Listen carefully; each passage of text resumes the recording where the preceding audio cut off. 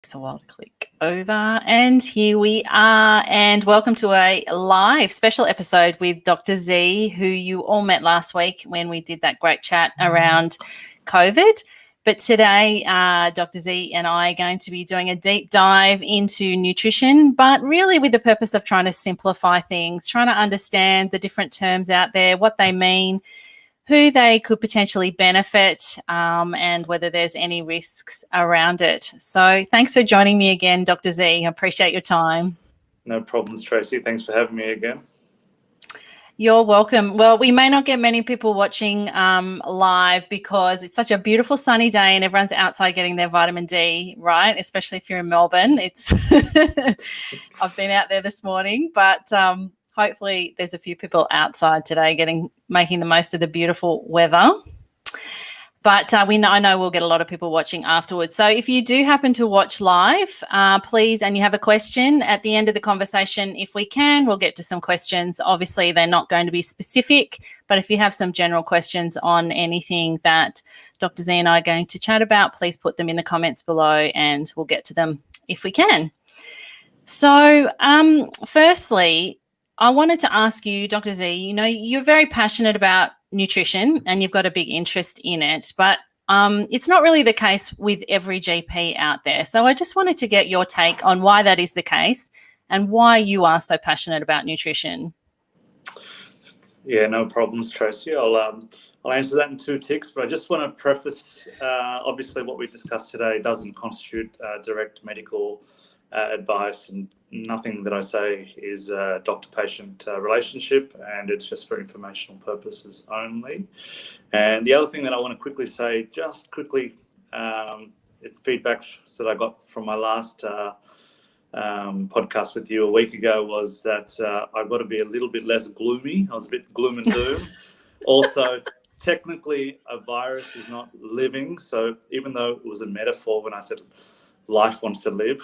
Yeah, technically it wasn't correct. And the last one was I was chastised by my wife for saying the word fart on a professional forum. So for those that were offended, I apologize. But yeah, look, as you say, nutrition is something that different medical practitioners probably find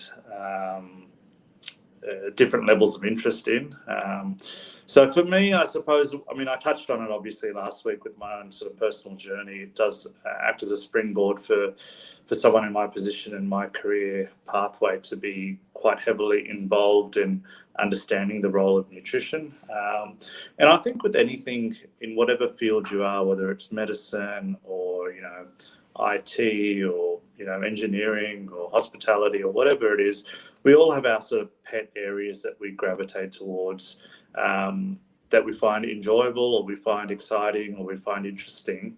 So we seek out more information around those areas and sort of thirsty to learn more about it and to increase our skill set, especially when we see that it has such a vital role in everyday, so the everyday dealings of that area or that profession. So for me, I think as we head into, it's ironic that we're talking about nutrition involved with sort of preventable diseases and chronic illnesses and non-communicable illnesses in the middle of a pandemic, where it's about infectious diseases. But if I just touched on last time, infectious diseases were number one cause of, or one of the higher causes of mortality and morbidity and reduced life expectancy up till 100 years ago. And it's those public health measures that have helped curb the sort of rates of those infections and diseases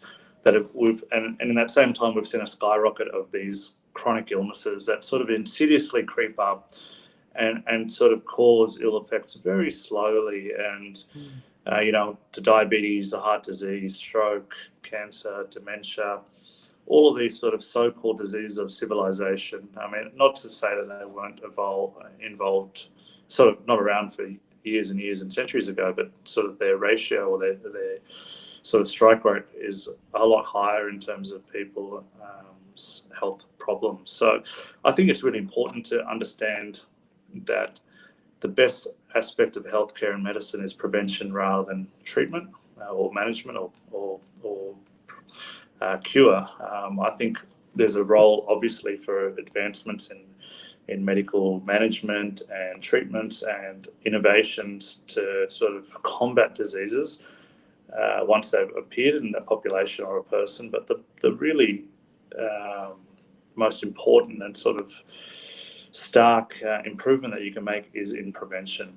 And one of the things that's critical in prevention is lifestyle measures, which sort of broadly include, you know, what you eat, how you live, diet, exercise, etc. But I think it's very naive to say, oh yeah, just eat better, eat well, eat less, move more. It doesn't get to the crux of the problem. So really studying from a biochemical and a sort of endocrinological point of view, the way the body responds to the products of what we eat. It's not just a simple matter of putting money into the bank and sort of looking at balance grow. It's how the body responds to the food and sort of the principal products of what the food gets broken down to, how it affects us at a cellular level.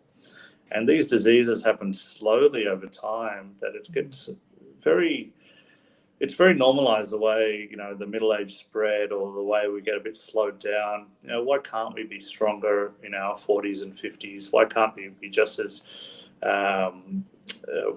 energetic or have the same vitality as we did in our 20s? You know, I don't necessarily think that the decline that we see in people should be as sort of rapid and start so early in our lifespan as you see in the 20s and 30s. So that's kind of where my interest in nutrition has come from. But like anything, it's very difficult to really study these things in detail. And I guess in a way I'm lucky that I've always seen myself as a generalist.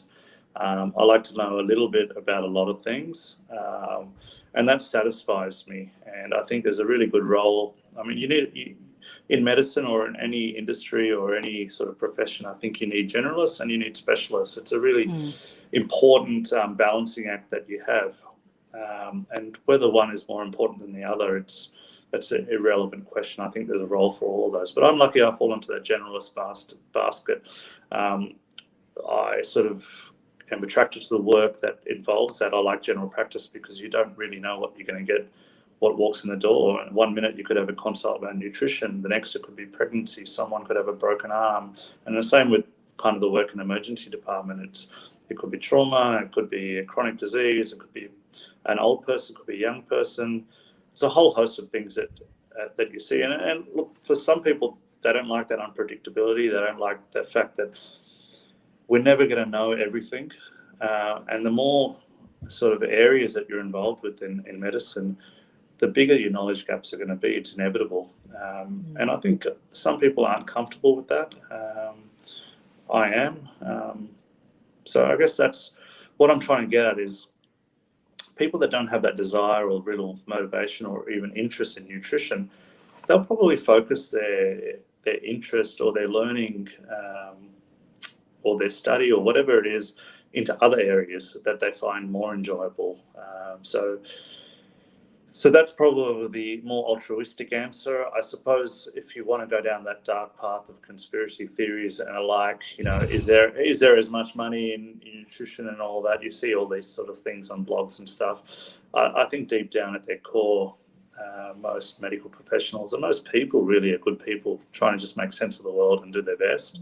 There's always going to be bad apples in every area, whether it's politics or medicine or, you know, anywhere, lawyers, whatever it is, there's going to be opportunistic people and people that are driven more by ego and the need to be right rather than the need to, you know, just do their job as well as they can. So in a nutshell, medical sort of, you know, university training is, you know, there's a lot there. Obviously it's changed a lot since 20 years ago when I was there. But I mean, I had the fortunate experience a couple of years ago that I taught some medical students just as a sort of problem-based learning case series tutor at Monash Uni for a couple of years. So it was really interesting talking to some of the young guys, guys and girls. I'm using guys as a broad expression, so I don't want to be accused of sexism here. But it was really good connecting with people in their 19, 20-year-olds, really new to medicine, and it wasn't as if I drummed them into whatever I thought about nutrition, but it was just making them aware of the fact that science is always evolving and have an open mind. So, so in medical school, it's always very difficult. There's so much to learn, so much to come across. And look, let's not forget the fact that people, the doctors or medical students, they're humans as well. 18 to 23 is a pivotal time in anyone's experience. So at the same time as learning about your craft and what your profession is going to be, most people are learning about themselves, forming their own identity, and what's important at that time, which is being with your peers and forming friendship groups and just learning about who you are as a person. It's very difficult to sort of focus on so many different areas, and nutrition, unfortunately, is one that sort of gets put on the back burner a little bit. And I think it's through experience, dealing with patients one-on-one, that you really troubleshoot and learn a lot more. And that's what I found in my clinical practice. Yeah, awesome. I think I agree with you completely. I think most people are trying to do the right thing, and I think the beauty of what the world we live in today with the internet is that we have choice now. And if nutrition is important to us, and we see that it's something that we want to learn more about, well, we're going to seek out people, I guess, that are going to have that sort of seeking knowledge around that too. And not everybody does, and that's how it is. But I think one of the things I really would love to do is just to help simplify it a little bit for people, because I think it is a very confusing area. I think there is just so much information out there, and everyone has an opinion, and everyone says this is the right way to go. And I thought the first way we could do that was just really breaking it down into what are the three sort of core areas of nutrition: whole food, I guess, lifestyle nutrition, if you like, being low carb, healthy fat, keto, and then carnivore. So what would be the differences between those? And then looking at who potentially might benefit from trying, that sort of lifestyle approach. And then, we can take it further from there.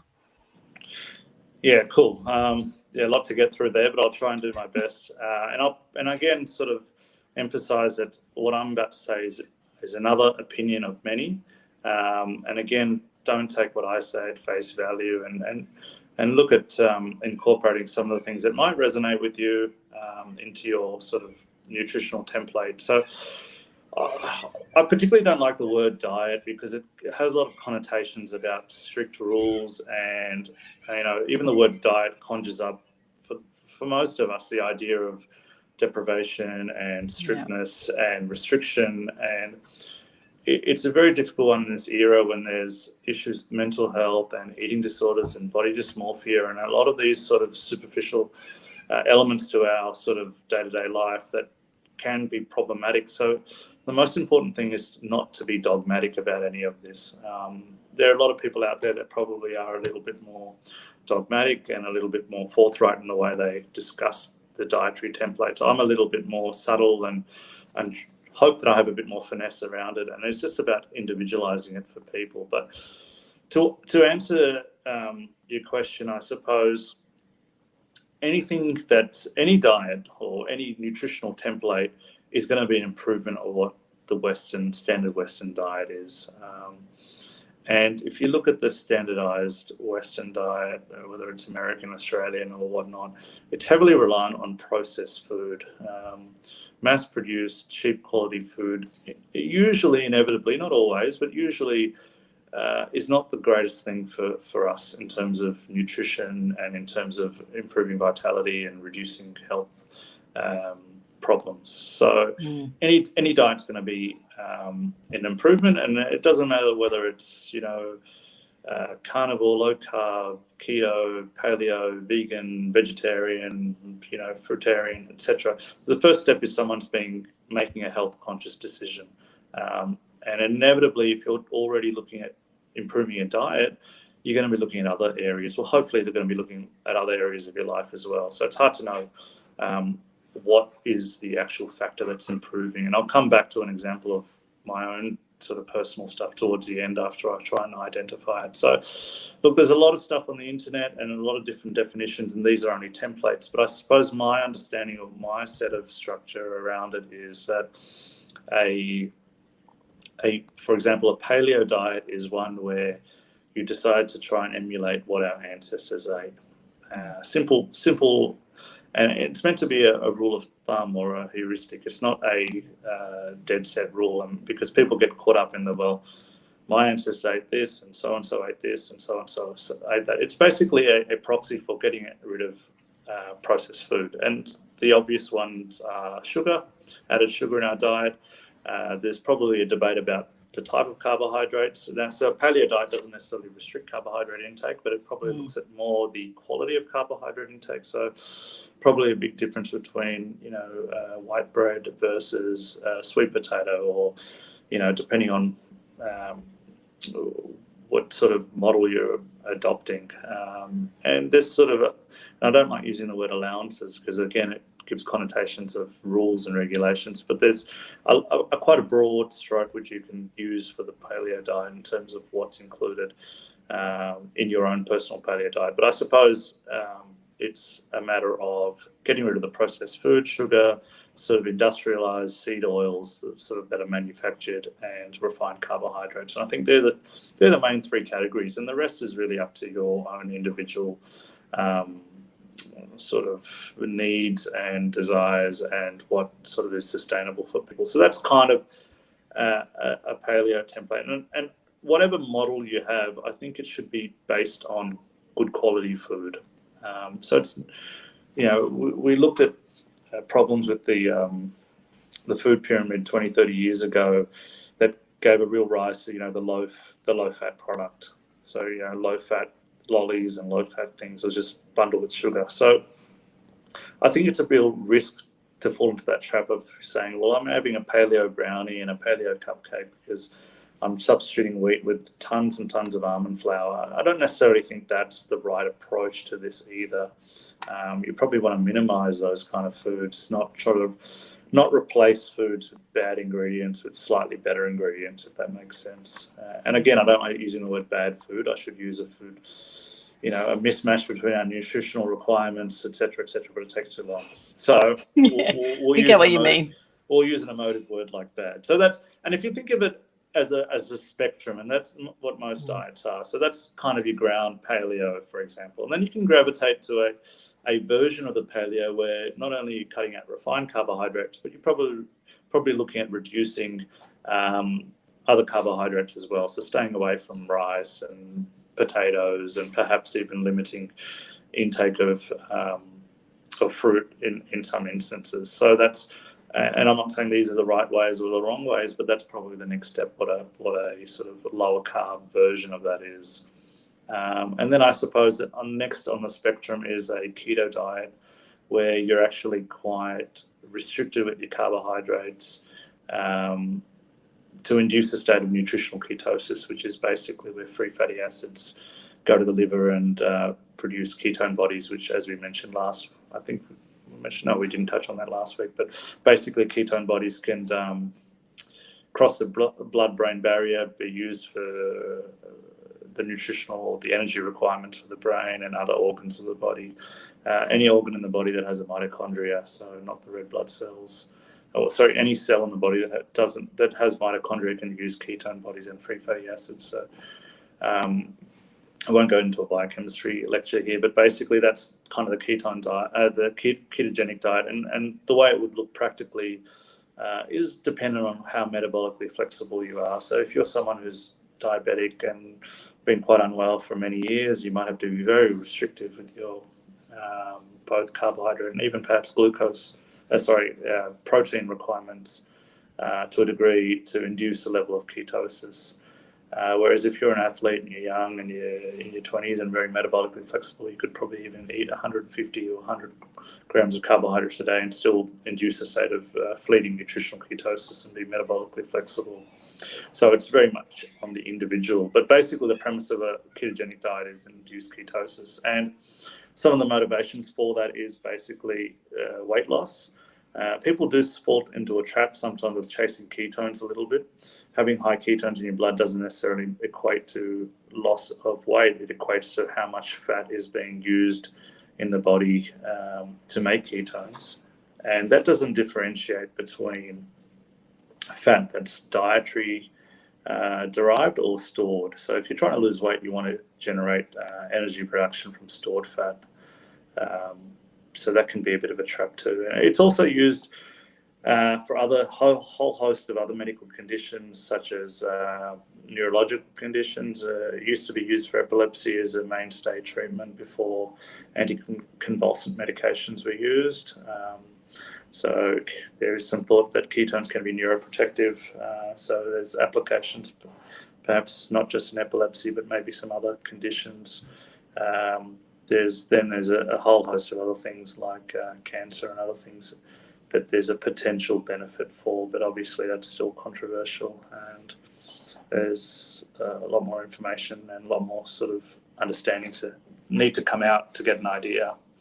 So I suppose then, not quite sliding on the same scale of the spectrum, but perhaps as an offshoot somewhere between low carb and keto, is a carnivore diet. And a carnivore diet, I suppose, uses there's probably a few different versions of it, and you have a few different sort of proponents out there. Some of the more famous ones, sort of Sean Baker and Paul Saldino in America, and there's a few others as well. So basically, the premise of that is, I suppose, basing your whole nutritional template on animal-based food. So whether or not you can have a lot of different layers to it. You can be totally just red meat and water, or you can have dairy products, eggs, different animals.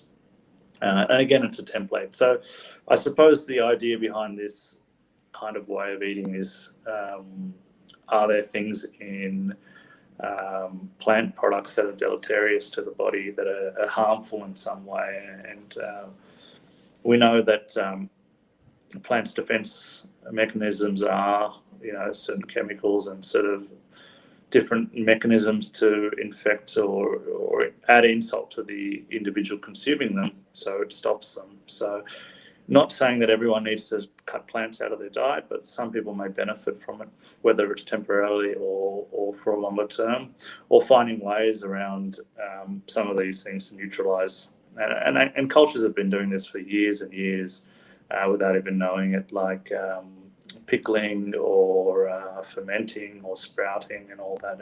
And look, it's very difficult if you don't look at this in a stepwise and a slow progression, because for most people, when we look at things like this, it can be like, it's all too much. That's just too wanky, sprouting your nuts and all this stuff and activating. And it's easy to dismiss these things as just hocus pocus. And to be honest, it probably is a smaller area of focus. It's probably more important. Look, at an individual level, if you need to go down that pathway, sure, but as a global or a sort of public health measure, you're going to invest the most dollars in the areas where you can get the biggest impact or perceived biggest impact. So it is a difficult one to get on top of. Sorry, I just had someone at the door there. hopefully they don't need this room, but we can carry on and continue. So that's kind of a snapshot, my version of what these sort of diets mean. But look, in my clinical practice, I'm not out there saying, well, you should be on this or this or this. And I think it's about individualizing. And I know I did a podcast with Sean Baker, I think it was last year, where I randomly just chose a name and called it, if I have a patient called Rebecca, I'll sort of get a story of what she's been through and what she's eating, what's her cultural background, what foods are non-negotiables to take off the table, so to speak, and what's her sort of history been like, what's her work life like, what's her home like. People neglect their own health, obviously, particularly, and I'm not stereotyping, but a lot of women in their 40s and 50s that come to me for weight loss, there's a long history of putting others' needs ahead of their own, and often some of them they're hard workers and they're great parents and they're financially successful, and they just feel like a failure despite all of these achievements. They've got happy relationships, but they feel like a failure because they look in the mirror and say, that's not me, that's not the way I should look at. And that negativity is just difficult to sort of overcome initially. So all these factors are important. So yes, the Rebecca diet or whatever it is, it's about taking the best parts of different templates and using it for that patient and being able to troubleshoot, have a plan A and a B and a C and a D and keep working through. I think patients really respect and cherish the feeling when they know that their doctor or their medical professional has got their back and someone that they can sort of rely on to help them, rather than say, here is a diet, here's a keto diet, or here's a paleo diet. This is the rules, follow them. And if you follow them, everything will come good. And if you don't follow them, or if you're not getting the results, obviously you're doing something wrong. That's the same mistakes we made 30, 40 years ago with the low-fat diet.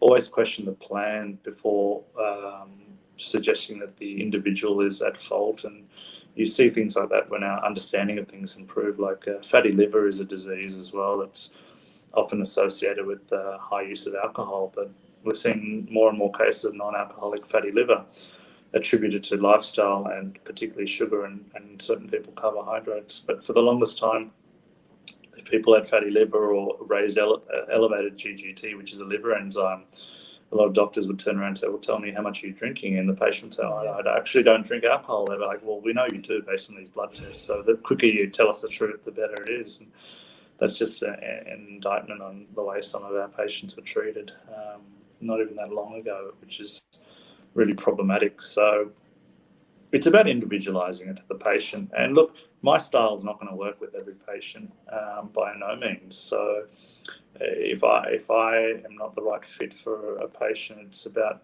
realizing that and passing them on to another doctor or practitioner that has a slightly different approach. Some people like a different style, and that's fine. And that's not just with doctors; it's with the whole host of service providers out there. Yeah, exactly. I brought up the Rebecca diet because I listened to your chat with Sean Baker last year. And I've listened to it quite a few times. It was just a fantastic chat, and I just loved how you explained that, because I see it often in my work too. And we want to get the results somebody else has, so we take on what they're doing, and instead of, I guess, as you say, making it work for you and working out what you need to do for your health, and looking at all those things that you mentioned, so what's worked for somebody else might not work for you. And just listening to you describe, I guess, the range from paleo to keto, and I guess that's been me. I mean, just to talk personally about me a little bit, that's been my journey over 7 years. I didn't start on paleo. I guess I started just with cutting out the sugar. And it just has been a progressive thing as I've gotten older and as new things for me have come to the fore. And I've seen more and more that I know so little. And there's so much we don't know about nutrition. And there is no one size that fits all. And I think it's fantastic to be able to give people the confidence to say that there is many ways, there's many pathways. And really the best pathway is going to be the pathway that is going to work for you.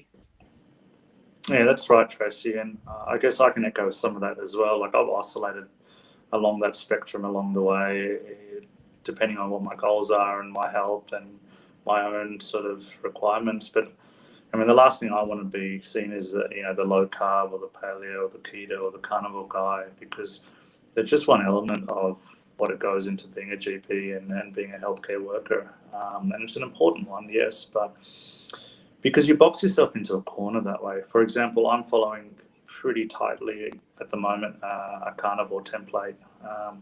And I don't want to be out there thinking, well, if it's for me, then everyone else should be doing it exactly the way I'm doing, because I know that's just not the way. That becomes more about ego and me. That would be me sort of trying to restore any insecurities that I might have about my choices in my diet. If I'm comfortable with what's working for me, I don't have to force that upon other people. And why would it? Different people have different needs and medical issues, and I'm not them. So I think it's very hard as humans. We want to look for a blueprint in a lot of things. And it's very easy if you're designing a building, you can get a basic blueprint and say these are the plans. And even those people debate them. But what people want these days is, because there's so much knowledge, they want to find that one or two people that has all the answers and just follow them, almost become a disciple, which is a real problem. And the reality is everyone is flawed just like the next person, and everyone's views will change, and they're not going to be fixed, and they're not going to be necessarily applicable to the other person as well. So it's very easy to find someone, whether it's a doctor or an author or a blog person or someone who does podcasts, or nothing against podcasts, Tracy, but you know what I mean? Like giving information, and people like that resonates, and they want to be just like that person. And it becomes very discomforting for people when they may follow someone on nutrition, and it's very much aligned with what their beliefs are, both of them. But then they see something about them talk about another topic. And that's the thing, we're not one-dimensional. We're not just here to talk about nutrition. We have beliefs on everything in life that makes us who we are, whether it's refugees or whether it's gun laws or whether it's political parties or capital punishment or, control crying for children, or whether you should hit your children or not, or discipline. All these sort of things shape us. And at the moment, the most topical thing, of course, without harping on about it, is COVID and our attitudes towards the infection or the lockdown of the economy and all these sort of things. So it can be very grating for someone. Just say, Tracy, I'm someone who is a proponent of the carnivore diet, and you're following my work. But all of a sudden you read that I have a particular view on, we won't go COVID because we've talked about that, but just say capital punishment or the way refugees should be dealt with.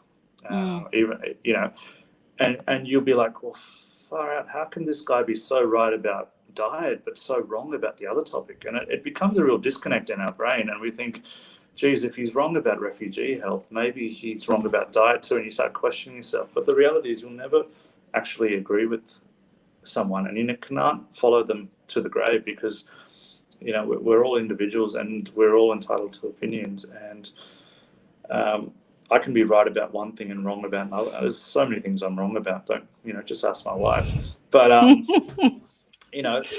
that's an important thing to distinguish and understand. So that's why I think it's important to, maybe if something I say resonates with you but not all of it, that's okay. You don't have to copy and emulate me, or probably not me, but some of the other bigger figures that are out there. And the problem is, at the moment, there's a lot of fallacies that happen, or logical fallacies with reasoning and understanding. Like, we have this mismatch in terms of availability of information through the internet without understanding the ability to decipher if it's good information or not, and to almost we really have to be, the most important thing is just try not to be blind to our own biases. Confirmational bias runs rife, and look, I'm as guilty about it as the next person. But the problem is sort of social media and the access of information. We really lose the art of actually looking at something with neutral eyes. An example could be, there could be a study that comes out that talks about low carb or carnivore being very beneficial. Okay. Instantly, I'm sure you and I, or maybe not you, but I'll try very hard not to fall in that trap of going, here we go, a study that vindicates what I'm doing, and you feel better about it. There's no doubt you don't look at that study as hard as you would if it was a study on a different nutritional template, for example, maybe vegetarianism or veganism, showing that there's benefits to the health. We'd probably look at that more critically and look for flaws in what's going on, or in the study design, or whether it was randomized or whatnot. So we do that all the time. And you might have something that you come across, an article that talks about something that you hold dear as a belief set that doesn't sort of is opposite to what you believe. So then you may scour the internet for things that try and debunk that argument, left, right, and centre, and that's confirmational bias to a T. And we all fall into this trap. We also fall into the trap of the Dunning-Kruger effect, where the overconfidence that you have in an area becomes quite high, early on when you just start learning about something and you think, yep, I know it all. And then you get to this, that valley of despair where you look into it in more detail and go, hang on, this is more complicated. And eventually you get to a point where you think, okay, I'm getting a bit of better grasp of it. But that initial confidence you have at the start is never replicated until really, really far down this track. And the amount of knowledge you have on the subject is far superior at that point in time. I hope I've explained that properly. I probably haven't. But the point is, we can get stuck into this. It's this U-shaped curve that you can get stuck in this thing of when you're new to a subject and you've learned a little bit. People can be very overconfident and almost super confident in what is truth and what isn't. And the people that have the humility to understand that things are complicated often come across as not sure of themselves, and their answer is always it depends, and it depends on the situation, and there's caveats to it. So it becomes very difficult. And people gravitate towards people that are sure. And you look at politics, people identify with leaders that are very sure of themselves, and without turning this into a political situation, but you can see how many supporters Trump has in America, because he comes across to a lot of people as definitive and sure, and not sort of half-baked with his answers. So that can happen in nutrition as well. That can happen when you follow someone. So the important thing is take information and how it applies to you without worrying about the person that you get the information on. Like you can person X can agree with person Y on subject A, but they may have totally different opinion on subject Y. So it doesn't mean that person's A right or person B is wrong. But I think it comes back to communication. Once upon a time, people came with differing views and actually learned from each other and were respectful. What I see so much now is people shouting at each other, and conversations become, they're not respectful because they're from the security behind a screen, and people are anonymous, and it's basically you wait for the other person to stop talking so you can say what you want to say, and this study shows this and you're wrong, and if I shout louder, I'm correct. So there was a real skill once upon a time in communication, coming and talking. You learn the most from people that actually differ in views from you, because it makes you think about your own sort of set of your sort of belief structure as well. So I think that art's been lost. It'd be great if we could get that back again. When was the last time someone would have spoken to someone about a topic with a completely different view and just try to listen objectively with neutrality rather than thinking, oh, what's this idiot talking about? And often people have this misconception that all I need to do is present you the evidence and you'll change your belief. But the so-called backfire effect shows that if you have some core values, no matter how much evidence I can show you, rather than incorporate that new structure into your belief system or that new truth into your belief system, you actually double down on what you believe and actually cements what you believe even harder. So that's why I think it's very important that we show finesse and tenacity when you're trying to help someone or show them another way. Shouting at them is not going to help, and certainly not using ego or arrogance in that setting. And that's why with patients, I'm happy to work with anyone with whatever belief structure or whatever views they have. And the important thing is to form a collaboration. It's not me telling them what to do, it's us coming up with something together that we can work towards for that person's health and their goals.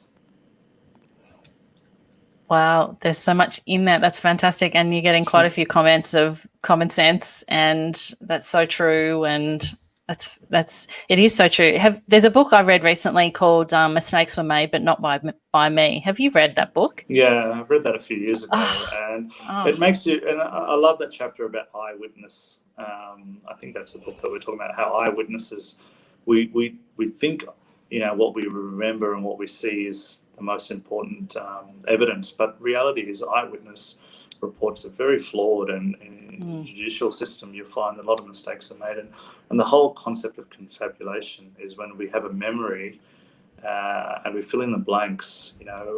We think our memory and our mind is like a movie reel with all the details, but it's basically like snippets, and we fill in the rest because otherwise it's too much information for us. And our memory is not just shaped by the events that happen, it's by the type of person we were. So my memory of something that happened 10 years ago is going to be based on my cultural beliefs and what was happening in my life 10 years ago versus the way I remember something 5 years ago.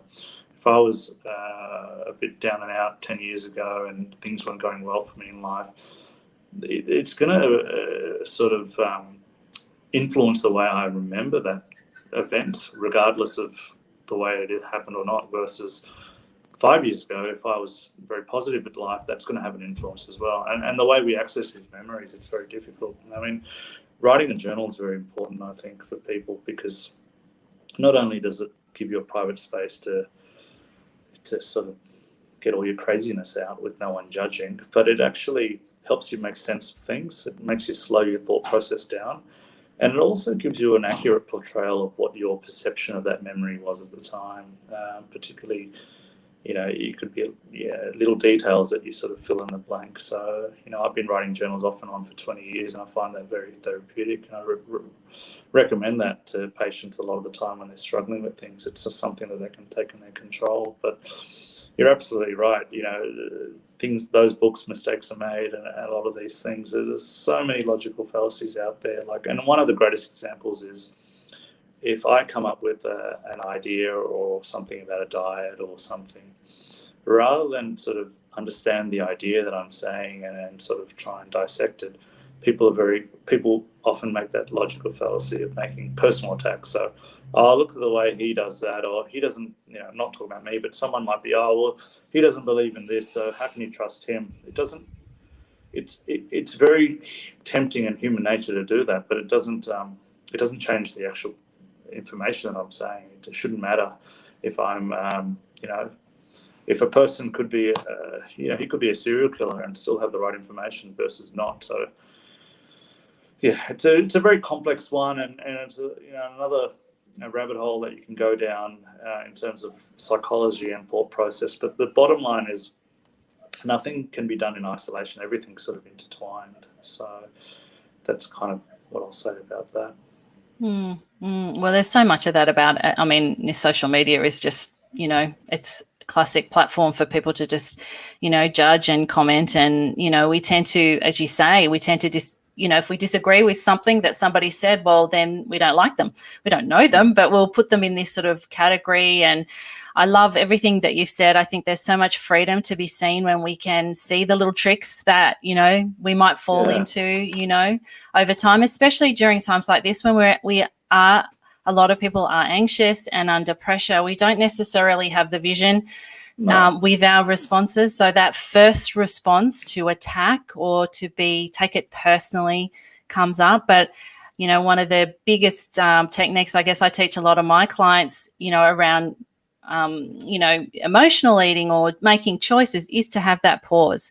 So we do have the power to break and to pause and to, have reflection. Well, is this beneficial? Am I, maybe being too harsh, too quickly, too judgmental, to this, to that, and see what else might come up. I just think if everybody on the internet could do that, it would be a nicer place to be on. No, obviously it's a bit naive to think that, because groupthink and tribalisms had its benefits over our evolutionary pathway in terms of survival, but there's probably a mismatch now. But I think you don't need to have a psychology major or any of that at the moment. There's so much information and details. But look, from a generalist perspective, this is one advice I'd give. If you force yourself to be kind, kinder than you normally would, the rest will fall into place, because you might not understand the logical fallacies that are going on, or the groupthink, or confirmational bias. But if you force yourself to be kind, you probably won't go on that rampage about ranting about something or fighting with someone or picking a fight. You'll probably just go, you know what, maybe that person is going through something right now that I don't understand or I'm not privy to, that's making them react in a way that they don't normally react. So maybe I'll just give them the benefit of the doubt. It doesn't mean you get people to walk all over you and you become apathetic, but if you just force yourself to be kind, there's a really good... I can't remember if I spoke about it last week or at a different podcast, but a really good commencement speech given by David Wallace Foster, I think his name is. Basically, if you Google "this is water," And it just talks about looking at things from another person's perspective before you go on about the righteousness that we have, about how people are foolish. And it's very tempting, and I've said this before, very tempting to look at everything from our centric point of view. You know, for example, if you're driving on the freeway, anyone that goes faster than you is crazy, and anyone that goes slower than you is an idiot. So you're the only one that's right. But the reality is, you know, it's a different perspective for different people. So if we stop, pause, be kind, particularly at the moment with so much uncertainty. And I know it's easy to say this, and I'm not in the position that other people are with job and work and pressures, but everyone's got their issues. If we can force ourselves to be kind, it'll help us just sort of distill our thinking to a point where we're not getting lured into these traps of long debates on the internet with people that we've never met, and it takes away from things that we could be doing more productive. So so this is another example of poor technology. My battery is running low, so if I do cut, it should be okay. But if I do cut out automatically, it's not because I'm offended by something you said or a question. But we continue as normal as we are. So I'm happy to answer some more specific questions. I know I have a tendency to waffle a bit in a general form about stuff and go off on tangents, but if there are some specific sort of diet, nutrition, or any other questions that you want me to sort of be punchy with, fire away. Well, you know, I was thinking that, you know, I love the way you do talk and share so much wisdom. And I think a lot of what you've said today is actually going to be hugely beneficial to people listening again, and bringing perspective. And it kind of doesn't feel right now for me to delve into specifics around because I think at the end of the day, there is so much information out there. And as you said, I think the biggest message that you've said today is it's about making it work for you, and there's no right and there's no wrong. And somebody doing that way doesn't make them wrong and you right. You know, I think if people can understand that and just be free to just explore it. And if something's working for you now, keep doing what you're doing. But if something isn't working for you now, you know, have the courage, I guess, to look into something new and try something new. But, you know, there's no specific questions that have come up from from the people watching. So I'm happy to wrap it up, and maybe one time down in the future we'll nail the nutrition. We'll talk about carnivore.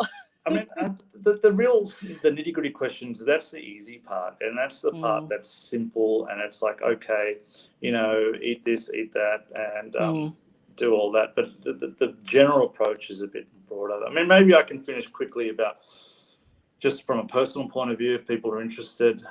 So I've tried all those different diets over the past, but I probably find myself feeling the best I do at the moment on a carnivore diet, which is basically based mainly on animal food. So red meat, seafood, eggs, and some dairy, whether it's butter, a little bit of cheese, some yogurt occasionally. And from time to time, I will have some nuts, which don't really agree with me, but I'll have them, and some fruit as well occasionally, sometimes a little bit of potato as well.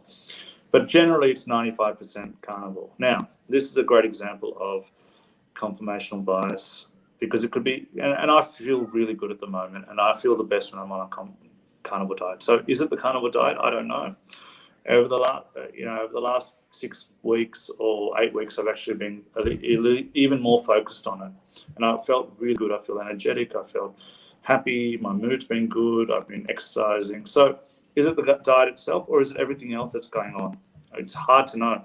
So what else have I been doing? I've been fasting a lot more, at least 20 hours a day. So I have a narrow eating window. I've been going to bed a bit earlier than I usually do. I've been sleeping more.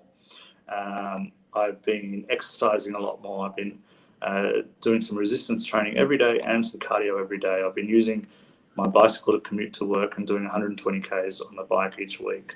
I've been spending a lot more quality time with my daughter. I'm not distracted by work that I ordinarily would be with the AFL stuff that I've sort of had a bit of a break from because I haven't gone to the hub. So easily I could say it's just the carnivore diet. That's the reason everything else has improved. But the reality is we'll never know. It could be that the carnivore diet's making no difference at all, and it's everything else that's causing me to feel better. So we won't know all the answers, but at the moment what's working for me is that template in all those areas, and it's something that's sustainable for me at the moment. And if I do decide to gravitate away from it, that's okay. It's not a failure. It's just a change of circumstance and trying a few different things. I mean, when it comes to weight loss, the 3 levers that you can pull are how much you eat, how often you eat, and what you eat. And you probably need to focus on at least 2 of the 3 to get some results. So, yeah, I mean, at the moment I'm focusing on all of them. And is it the carnivore diet that's making me feel good and helping me lose a little bit extra weight, or is it everything else, or is it everything in conjunction? So there's a lot of associations, a lot of correlation, but not causation. So that's kind of my area, or my personal journey at the moment. It works for me at the moment. It's definitely not for everyone. And I'm happy to incorporate some of the things I do with my patients if they're wanting to, but I don't want everyone doing what I do, because that would be a disaster for everyone involved, because it just becomes an ideology rather than a individualized approach to one's health. Yeah, absolutely. Well, thank you for that. I think that's been fantastic. And yeah, I'm currently carnivore too, for different reasons to you. So mine's because of Hashimoto's diagnosis. So I'm working with some people to just, I'm interested to see, if it can help. And it's been up and down. It's been topsy-turvy with different things. And yeah, I've missed certain foods and sort of gone through all of that. And, I'm lucky, I suppose, in the position where I can kind of look back and see it from a coach's perspective, if you like. It's been really interesting for me, but I'm just taking it day by day now, and I'm going to wait till I get my next blood results and then see what happens. And that's exactly right. That's exactly what you can do. You just try a few things. And look, even if the carnivore diet or whatever template it is totally horrendous for your health, 3 months or 2 months is not going to cause a huge issue in the time that we've been, the time that I've eaten poor food choices in my younger years. That's not going to be offset by a short period where you're eating it in a way, and then you can always stop. But I think different people have different reasons for trying different things. So, I hope it all works out for you. And thanks so much for having me on the podcast. I hope I was a little bit more upbeat and less doom and gloom as I was last week. You probably caught me on a bad day. I'm a bit happier today. And I didn't think you were doom and gloom. I thought you were very interesting. So, and I think a lot of other people did too. But maybe I should have left them with a positive, cliche at the end of it. But I think at the end of it, everyone just, we're just trying to make our way and do the best we can. So do that, but please don't get obsessional about nutrition or anything else. Just be a generalist. Be a generalist with your own life and learn a fair bit about lots of different parts of you, and see what happens from there. I love it. Well, thanks again, Dr. Zee, for your time. I really appreciate it. And yeah, hopefully I'll get to chat to you again sometime soon. Thank you. No worries. All the best. See ya. Bye.